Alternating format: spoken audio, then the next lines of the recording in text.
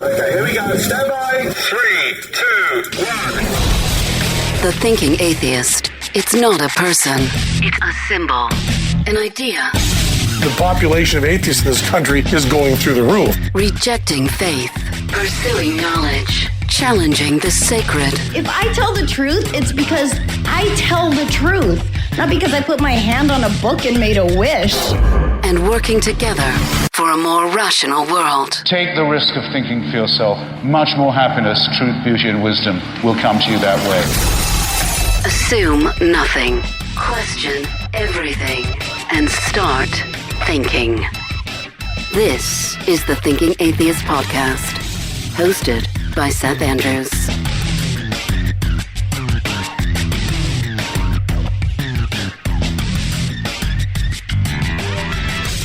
I actually had sat down a few days ago and given my thoughts about the death of my father. He passed away last Thursday. Middle of the night, about 3 o'clock in the morning. I got the call early that morning, and I got up and drove over there to be with him before they take him to the funeral home. And shortly after that, I sat down and sort of just had a stream of consciousness monologue about the whole thing and my thoughts and remembering my dad. The patrons heard that version, but I kind of want a second pass at it. A few extra days have gone by. We had the visitation yesterday. Things have happened. I don't know. I wanted just another shot at this, if it's okay. I hope it's not self-indulgent for me to take a whole show talking about this extremely personal event and moment. But I think there may be some things in what has happened in my own life that might speak to things that have happened in your life. My father diagnosed with pulmonary fibrosis. This is a scarring of the lungs. So the more scar tissue develops, the harder it is for the lungs to take in air, which means you're not getting the oxygen. So it becomes harder to breathe. Before you know it, you've got the tube on, that you're breathing oxygen, and then they're cranking up the level of oxygen, and they've got the little monitor on your finger to check your oxygen, and then you crank the thing up until that machine isn't enough, and you need a larger machine to produce oxygen until it hits its maximum capacity. And then there's nothing left to do but sedate you until essentially you suffocate to death.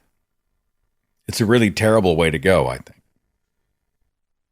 It has prompted in my own life conversations about what would happen if I was diagnosed with pulmonary fibrosis or some sort of degenerative disease for which there was no escape. And we're going to talk about that in some shows coming up later on this month. In fact, we're going to get into medical aid in dying, death with dignity, bodily autonomy, the right to die, how I would want to die on my own terms. And I'll give you a hint.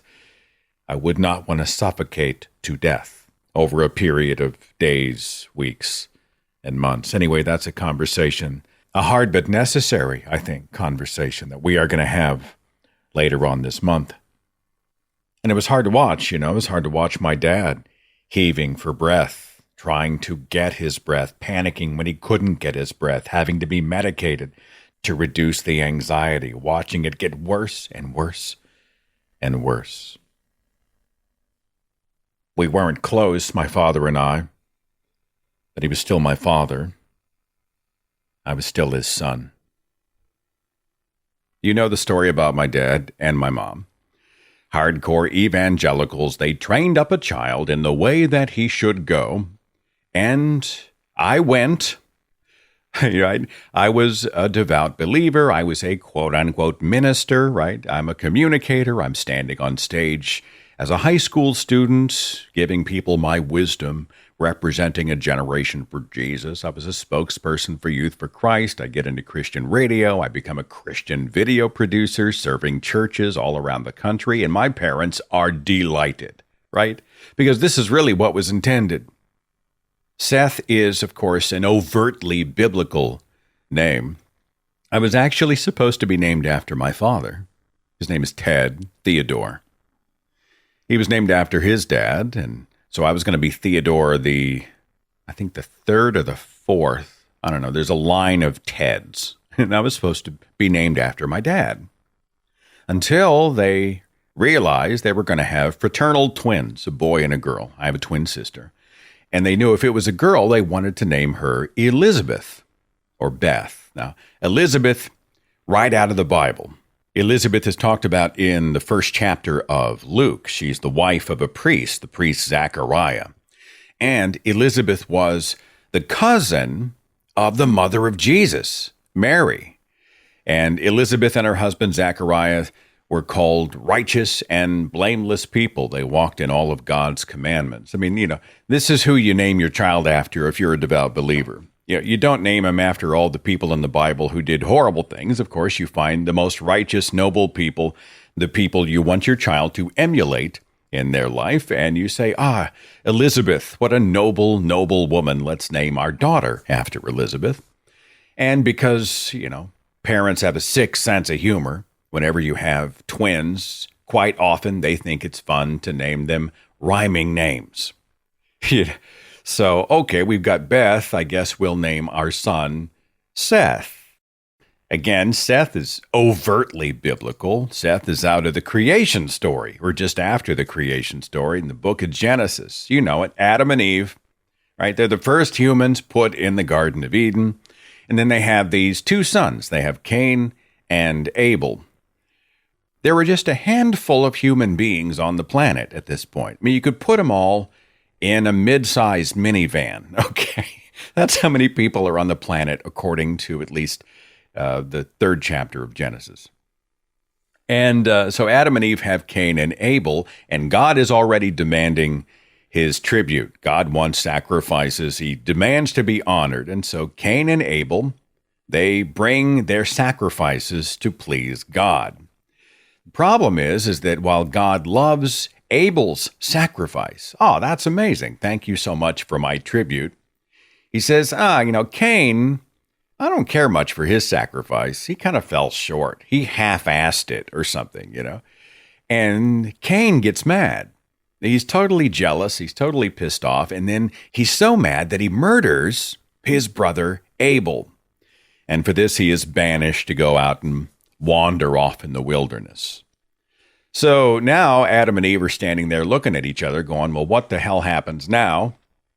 And lo and behold, Seth comes along. Seth means appointed one or anointed one. It's translated set in place of. Essentially, Seth was a replacement son for Abel, right? The good son who had been murdered. Well, he's gone. We need a replacement, right? We need a spare. So Seth is born, and then he gives birth to Enosh. And then Enosh gives birth to his line. It's called the godly line of Seth. And then that leads all the way up to Abraham. Very significant biblical names. And I was named after Seth. And so I'm growing up in this household. It's Seth and Beth. And we have Bible everything. And Christian music. And there's a Bible in every room. Hell, there's at least one, if not two Bibles in every room. And then there's explanations of the Bible and books about the Hebrew and the Greek and apologetics books and books about the Holy Lands. I mean, it was nonstop, right? Hardcore. I'll tell you how hardcore my parents are. My mother authored a Greek New Testament study guide and taught, before COVID anyway, she was still teaching Greek. She had these classes and she would teach Greek to people. That's how hardcore she was. My father once tried to memorize the whole book of Revelation. He was a huge end times guy. The end is nigh. We are in the last days. Of course, this is the narrative that's been sold by every generation since forever, We're in a time of moral decadence, permissiveness, and carnality. We look at the signs, we look at the headlines, everything. Everything was a sign, whatever Russia was doing, whatever Israel was doing, whatever the United States, one nation that was supposed to be under God, whatever we were doing, all of this was like a precursor to the end times. And it was this weird, is hypocrisy the word? Because I would think if you're a devout believer, you're looking forward to the apocalypse. The end times really mean that you're a lot closer to heaven, like it's imminent. Heaven is the happy place in the sky, in the space, wherever, cosmos, wherever, in the abstract out there, with beauty and joy and mansions and songs and the family dog and all the beautiful stuff that can't even really be processed by the pithy human mind. It's going to be so amazing and so wonderful, I can't wait to get there. And of course, for that to happen, you have to either die on this earth or Jesus comes back during the end times narrative. And so I'm thinking, well, you should be looking forward to this. This means the party is about to begin. And yet, in Christian culture, and I don't think my father was really any exception, there's an alarmist flavor every time you saw a headline that talked about this political movement, which was foretold in the Christian scriptures. This savior figure anointed by God is a precursor to this happening, and then this will take place. And then before you know it, here comes the Antichrist. And then there's a big, cage match on planet Earth, and everybody dukes it out. But we know that God is going to win. Of course, billions of people have to die horribly before that happens. And then for some reason, Satan is given control over the earth by God for 7 years. And then there's the millennium, the 1,000-year reign. And then after all that, Jesus mops up and then heaven begins. So I'm thinking, okay, fine. Heaven's all that beautiful. Why are you so freaked out about the end times? But my dad kind of was. He was always on alert about the end times. But he was such an end times guy that he attempted to memorize the book of Revelation. First of all, I'm struck by the fact that he essentially, I think, chose the most complicated book of the Bible. Because Revelation is wacky, and it's thick, it's convoluted. It is an LSD fever dream of apocalyptic imagery. You've got the bowls with the curses, like the 7 bowls that are representing the unleashing of plagues and horribleness upon humankind. And there are dragons with multiple heads, and you've got the rider on the dark horse or the white horse, and you got the pregnant angel woman or whoever floating in the clouds. It's just wacky. The book of Revelation is wacky, okay? But my dad, I think he got up to chapter 7. I think my dad made it and memorized almost, if not all, of the first 7 chapters of Revelation. This was my normal. Oh, most Christian families do this. Of course, if you take that alarmist mindset when it comes to the wiles of the devil, especially by somebody as conservative, and I don't mean just politically and theologically, but I mean personally, in every way, my father was conservative. He was very, he's the most proper man I think I've ever met. You take all that, and then you take me, and all of a sudden I reject the Bible, and I'm kind of a blasphemer, really. And I am also an activist, which means I am, in their eyes, an atheist preacher leading my flock. All of you are blindly following me into the arms of Satan as we enter the end times. This is an example of how religious people use religious models for pretty much everything they do and see.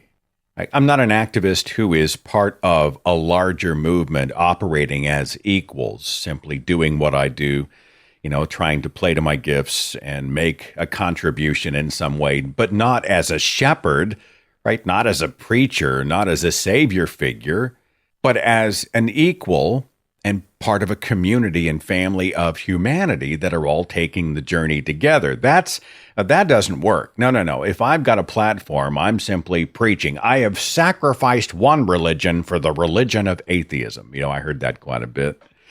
And they're just horrified by it. And it's cost me, in many ways, my relationship with my parents, certainly closeness with my parents. How do I navigate the death of my father, given that history, given his overt disappointment, given all the nasty arguments that we've had over the course of over a decade? And some mean and awful things have been said, and I am also guilty. There's a scarring that takes place on relationships after you have so many of those things. You know what it's like? I know there's somebody in your life where you have had so much conflict and so many bitter disagreements and so much toxicity and negativity that a scarring takes place in your heart.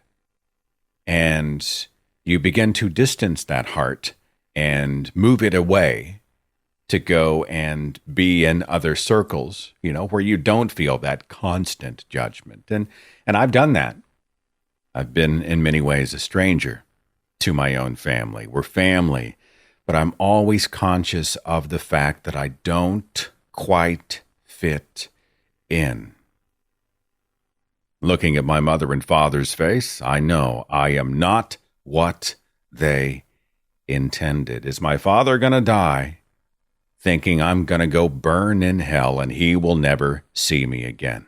Because he believed in a literal hell. He used to say, hell is a real place. He believed in the fire and brimstone hell. And that causes even further scarring and resentment because essentially he worships and adores my torturer. I used to ask him, Dad, do you believe that hell is burning and writhing in pain and agony and all those things? Yeah. Depart from me, all you who are cursed, into a lake of everlasting fire and damnation. Do you believe that the non-believer goes to hell? Yes, I do. Do you worship and love God? Oh, yeah, love God. Who created hell? Well, God created hell for the devil and his angels. Okay, so you love the guy who's going to torture me. He never had a good response, except for a little bit of discomfort in the moment as he was trying to deal with my phrasing, right? Because he didn't really see it that way, and I don't think he saw it that way to the end. Now, Seth, God doesn't send you to hell. You choose hell. What? Who would choose hell? Be my slave for all eternity or I will burn you is not really a choice. I'm just saying. But I'm not going to get off on that tangent. But this is the flavor of some of the problems that we had. How can I not resent the fact that my father chose his God over his son? There were years we didn't speak, There were long periods of time we had almost no contact. And that began to change this year, obviously, with the end in sight. I began to go over there a little bit more, begin to have more conversations, especially in the last month. I'd go sit in his living room. I'd bring him food because I didn't know what else to do. Hey, can I bring you lunch? Can I bring you dinner? And just being in the same room, I knew he couldn't get out much. He was too weak to even go out on his daily walks anymore. And so I would go over. He loves Charleston's potato soup. He wasn't eating a lot of solid food, but he loves, and it's amazing. Charleston's potato soup is one of the greatest things in the known universe, okay? And so I would buy bowls of it, and I took it over to him, and we'd sit there eating potato soup, and we would just hang out. I'd take Linus with me sometimes, and so Linus would go sit in his lap. And it was just time, I think kind of healing time. There was once where Dad started to preach just a little bit. See, my father believes that Darwinian evolution has been debunked by mainstream science, and that more and more people are embracing the truth of creationism. We are created beings. Evolution is a lie of the devil. And so at one point, I think he started to say, well, Darwin was wrong. We are created wonderfully. And of course, as he's talking to me about how wonderfully we are created, he's sitting in a chair, almost too weak to stand, with oxygen tubes in his nose, with pulmonary fibrosis, leukemia, lifetime hearing loss, and who knows what other maladies, fearfully and wonderfully made. And I was thinking, irony, #irony. I have a lot of fond memories of my father. I really do. The most proper man I've ever met. You have not lived until you have seen a man mow his lawn in dress slacks. They were older dress slacks, granted. I didn't see the man wear jeans. Blue jeans until I was in my 30s. That's how conservative my dad was, mowing the lawn in dress slacks. He bought a motorcycle back in the late 70s. He didn't have it very long. Bought this Yamaha motorcycle, and there was this photograph, an old Polaroid. He's on the motorcycle, he's on the bike, and he's got a collared dress shirt and like these rust-colored polyester dress slacks, right? It's my father. Very much my father. My father was a storyteller. My father loved a good yarn. He loved to tell a story. He loved to hear a story. My father had this wry sense of humor. So Mom would always be buzzing around him about this and about that, and he would always kind of look at you with a wink like, oh, here she goes again, Here she goes again. And then he'd tell a joke or drop a punchline, and he'd pause for just a second, and then he'd be laughing before everybody else was. That was my father. My dad's from Minnesota, land of 10,000 lakes and about 400 million mosquitoes, Minnesota. We'd spend every summer vacation at a cabin that was owned by his brother. It was on a little lake. We'd go up there and swim and fish and hang out for a week at a time every single summer. He had strong family ties. My dad was the kind of guy who, if he found out that there was somebody who had our last name and was part of our genealogy, he was on the family tree, even if they had never met, right? Even if this person had no idea who my dad was, if he saw that you were in the tribe, he would, on a trip, maybe plan a detour to go and meet you. Hi, hello, member of my tribe. We are now bonded. We are family. We are of lineage. My father was very much that way, and I was very much not. They would have family reunions all the time. Oh, we're having a reunion next month. We're going to drive how many hours to go and hang out with family members? What, family members from other places, other cities and states I barely knew? We didn't have the internet. We didn't have Skype. I didn't have any connection or conversation with these people. I didn't know these people. Sometimes I didn't even like these people. Wait a minute. We're going to get in the car. We're going to drive all the way there so I can hang out for 4 hours over a bowl of potato salad with people that are total strangers to me. But my father, he loved it. Bio family was huge for him, and I'm totally not that way. I would rather take a good friend over a distant relative any day, Okay, great. We're on the family tree together. Does that mean you're a good person? Does that mean you're an interesting person? Does that mean we share values or even like each other? Where's that written, My dad was very tribal in that way, family, family, family, which was another sore spot. Because whenever I became an atheist, he used to use the phrase, Seth, you need to come back to the family. Come back to the family, Seth. Got to come back to the family. What does that say? What's that communicate to me? What is implied, if not overtly stated? What am I not a part of, right? I'm not a part of the family. To be a part of the family, you have to carry on the family line, the family standard, the family belief, the family religion. Come back to the family. Yeah, it's hard not to have scarring in your heart over that kind of stuff. There was always an agenda. There was always an asterisk at the end of the sentences. I felt like there was always something happening under what was happening when I sat in a room with my mother and father. They'd throw out the one-liner, and then I would hear it. I would just see that asterisk at the end of it and go, oh, that's meant for me. Oh, they're trying to say something about the state of the world, or they're making a commentary about my quote-unquote lifestyle or whatever. There's the asterisk. My father's sitting in his chair, and we're eating our potato soup. And now this is like 2 weeks ago, right? And I noticed all of a sudden that when we were talking, I didn't notice the asterisk. He seemed like he was leaning into me a little bit, and I was leaning into him. These are two people who live in different universes, who, as best they could, as they knew that, he probably was going to die in a matter of weeks, we were trying to reconnect.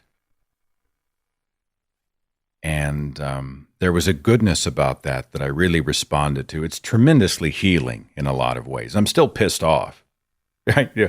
It doesn't negate the dozen or whatever years that have come before and all the nastiness and all the insanity, and it doesn't validate his belief and doesn't do any of that stuff. But as far as us, me and Dad, just being together in the same room, doing small talk, hanging out, time, right? Just time. There's a healing effect that began to take place. And more I noticed that, there wasn't subtext. There wasn't that river of slime underneath the streets of New York, as I like to say. You ever see Ghostbusters 2? I always use the analogy.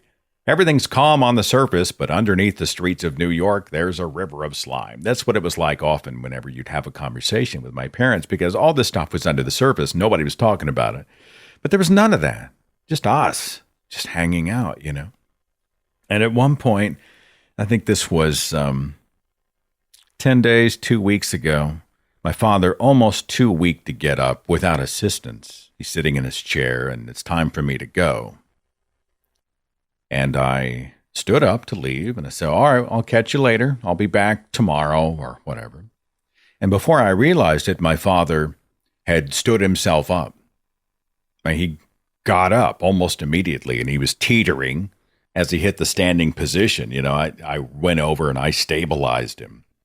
The reason that Dad had stood up is that he didn't want me to leave without giving me a hug. And so he put his arms around me. And we're there in his living room, and we embraced, There was no asterisk. There was no agenda. He wasn't trying to convince me of anything. I wasn't bringing any of my baggage. It was just us. It was just me and Dad. And I was driving home, and I thought about it, and I told Natalie about it. He must have really, really wanted that moment, as weak as he was, to stand up like that, just immediately. He could have fallen over before anyone could have gotten to him, but he wanted to embrace his son. That's huge. It was huge for me. And the walls began to drop even further, and I began to feel more about what was happening. I began to feel a sense of connection and belonging that I had not felt in a long time, and maybe he felt the same way in regard to me. His health deteriorated to the point where I think this was the night before he died. He is sedated to the point where he is only occasionally conscious and only for a few seconds, lucid when he was conscious, but then he would immediately drift back into like a morphine-induced unconsciousness as his body was heaving to try to get oxygen. And I was in the room, I'm in the room with him. And I remember at one point, his eyes opened and he saw me. And he didn't say a word, and neither did I, but he reached out his hand. He just held his hand out. And I reached down and I took his hand, and we just held hands. He fell asleep almost immediately afterwards, back into unconsciousness. And I just stood there, my father's hand and my hand together. There was no asterisk, right? There was no agenda. There was no argument. It's not like the past didn't exist, but I wasn't focused on it. I was only there in the moment, thankful for the moment. Not that my father was so sick, but thankful that we were together having that unique and human connection. And it caused, at least temporarily in my own heart, the walls began to come down even more. And I want to think that the same was true for him.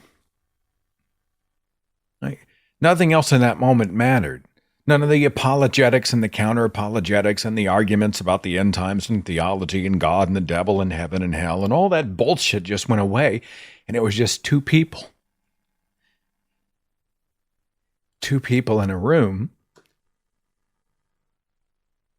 holding each other's hand. Every time I tell the story, I was telling Natalie about it. Every time I tell the story, I get that lump in my throat. I'm sorry. And he died the next day. And that moment where we held hands was a gift. It's a gift. I'd like to think in his moments of lucidity, he felt like it was a gift. I was his son. I wasn't the pet project. I wasn't the black sheep. I wasn't the bent branch on the family tree. I was in the family, And that moment has given me a real sense of peace. And I have felt that. I was at the viewing yesterday, and they have Dad, and the casket is there, and you go to the funeral home, and everybody just looks at Dad, and then they talk and share stories and hang out. The viewing, the visitation, I think is what they call it. And Dad's lying there, and it's a cliche. They always say, well, they look so peaceful. And often this is not the case. Sometimes when you see somebody who's passed away and they've been prepared for a viewing, they don't quite look right. They don't look like themselves. Does that make sense? They look like someone who didn't quite know what they looked like, carved them out of wax, is how that comes off. Something seems off. You don't feel as much of a connection because it doesn't seem like them. But Dad, it was him. He looked good, and he looked at peace, the way he was positioned and the way his face looked. It gave me a sense of comfort. Is that weird? Like I felt like he was at peace. Granted, I'm surrounded by religiosity. I mean, everybody there was church-going person. They're talking about, he lived a good life and he fought the fight and kept the faith and he did such great work for God. He kept Bibles in his trunk, the trunk of his car. He kept a bunch of Bibles so he could just at random give out the word of God to people he met on the street. He was such a great evangelist and crusader for Jesus Christ, blah, blah, blah. I mean, that makes me weary. It also has kind of an othering effect. I don't think people intend it always, but I've become extremely conscious of the fact that I don't believe in heaven.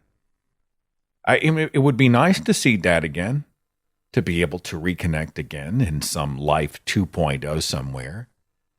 I would want that in some capacity, probably not eternity, but, a continued or maybe another existence in some way, other opportunities to go on. I mean, I would welcome that. But since when does what I want determine what is, right?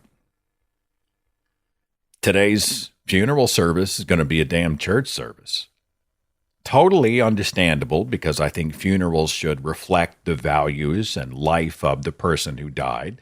So as he was a big Jesus guy, I think that's fine. It's totally appropriate that his memorial be loaded with Jesus. But I'll be sitting in the audience the whole time, and I'll be looking around, and I will be seeing people who are embracing the Talking Animals book, the 900-year-old humans book, the blood magic book, the sea monsters book,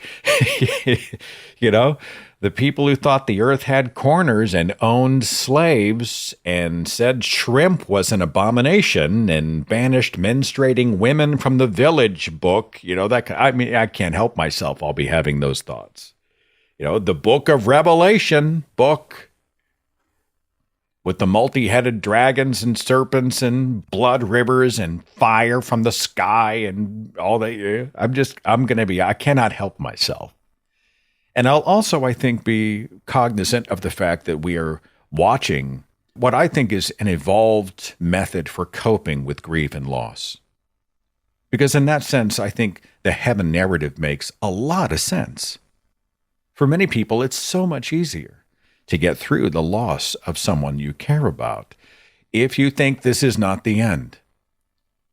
I mean, now that I'm out of the faith and I look at this idea of heaven and the biblical descriptions of heaven, the streets are made of gold, and the fences are made of pearl, and there are mansions in heaven. And it becomes so obvious that this is the happy ending that human beings have created to try to deal with the finality of death. It doesn't make heaven valid. It just means that we are really good at finding ways to navigate things that scare and grieve and disturb us. And not dying, not actually having an ending to our life, moving on, continuing on, posthumous existence, especially in a happy place where there is no pain and there is no sorrow and there is no pulmonary fibrosis, but only a new body and music and goodness and eternity and all that stuff. You can see how and why humankind has constructed these types of narratives. Because for many, it becomes the drug. It becomes the balm. It becomes the coping mechanism through which they deal. My goal today is not going to be to disabuse anybody of that. I don't walk in today with an agenda. They're going to be as Jesus-y and religious and heavenly as they want to be, and I'm going to play nice and hold my tongue. But the whole time, I will be seeing all the heaven talk from more of a forensic vantage.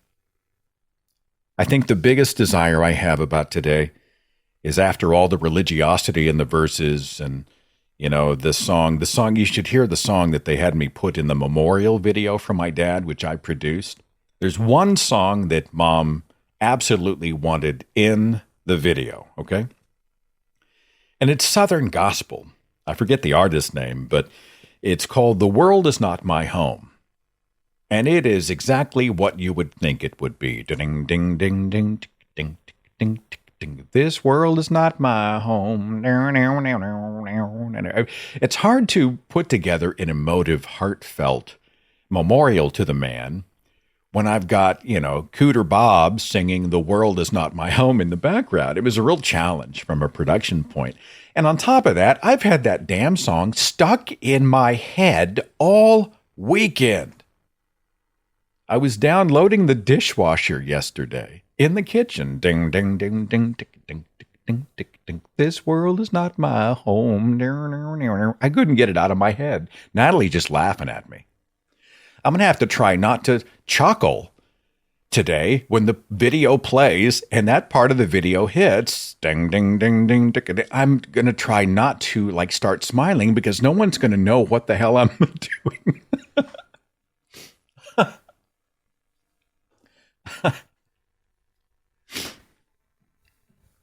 What's my point? Why am I even talking about all this stuff?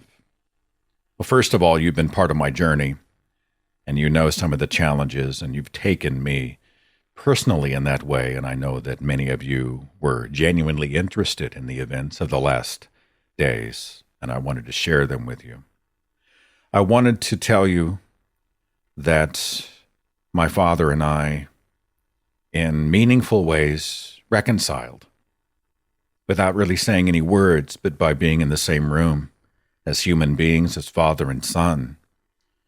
We had some healing, and that is healing that I'm thankful for. That closeness has also reconnected me with other members of my family. I hope it lasts, right? Because we're not talking about all this other stuff. We're just being together in moments of support for each other. I hope that continues. I'm tremendously thankful for it. I feel more like I belong now than I felt in a long time. It gives me encouragement, and maybe that's a trend. You know, I'm going to lean into that with the hopes that it is a trend. And then finally, I wanted to thank you. I posted on the day of my father's death that he had passed away. Thousands of responses have come in, messages from all over the world. There are no words to describe how much that means to me. I wish my father could have known you, because had he met you and had he seen your goodness, without all the backstory, without all the baggage, without all the bullshit, just you being kind and charitable and empathetic and loving for its own sake, as part of the human condition, if he could have just seen what I see, if he could have seen you, I wonder if it might have changed his view of the whole world. I don't know. I have no idea.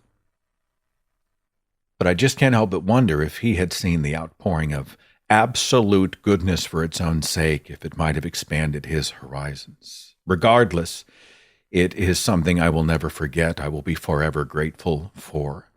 And from the bottom of my heart, Natalie and I thank you for being there for us as we navigate these difficult days. Thank you for listening. Thank you for being a part of my family.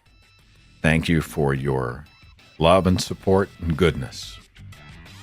My friends, take care of yourselves, and I will see you back here next week. Follow The Thinking Atheist on Facebook and Twitter for a complete archive of podcasts and videos, products like mugs and t-shirts featuring the Thinking Atheist logo, links to atheist pages and resources, and details on upcoming free thought events and conventions. Log on to our website, thethinkingatheist.com.